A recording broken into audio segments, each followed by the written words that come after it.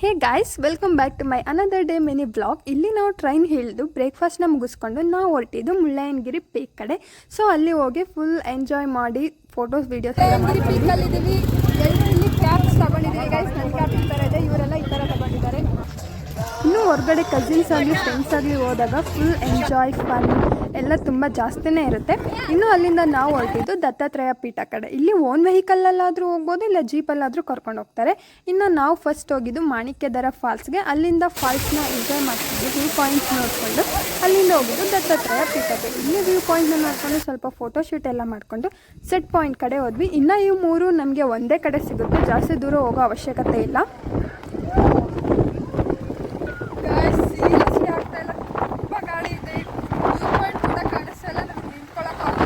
Fog ಮತ್ತು ಗಾಳಿ ಇದ್ದಿದ್ದರಿಂದ ನಮಗೆ ನಾವೇ ಕಾಣಿಸ್ತಾ ಇರಲಿಲ್ಲ, ಹೋಗೋಕ್ಕೂ ಆಗ್ತಾ ಇರಲಿಲ್ಲ. ಇನ್ನು ಕೋಲ್ಡ್ ತುಂಬ ಇದ್ದಿದ್ದರಿಂದ ಅಮ್ಮ ಮಾಡಿಕೊಟ್ಟಿದ್ದು ಪುರಿ ಒಗ್ಗರಣೆ ತಿನ್ಕೊಂಡು ನಾವು ಹೊರಟಿದ್ದು ಹೋಮ್ ಸ್ಟೇ. ಹೋಗಿ ಫ್ರೆಶ್ ಅಪ್ ಆಗಿ ಹೊರಗಡೆ ಹೋಗಿ ಈವ್ನಿಂಗ್ ಟೀ ಎಂಜಾಯ್ ಮಾಡಿ ಫುಡ್ಡೆಲ್ಲ ಹೋಮ್ ಸ್ಟೇಗೆ ಆರ್ಡರ್ ಮಾಡಿದ್ವಿ.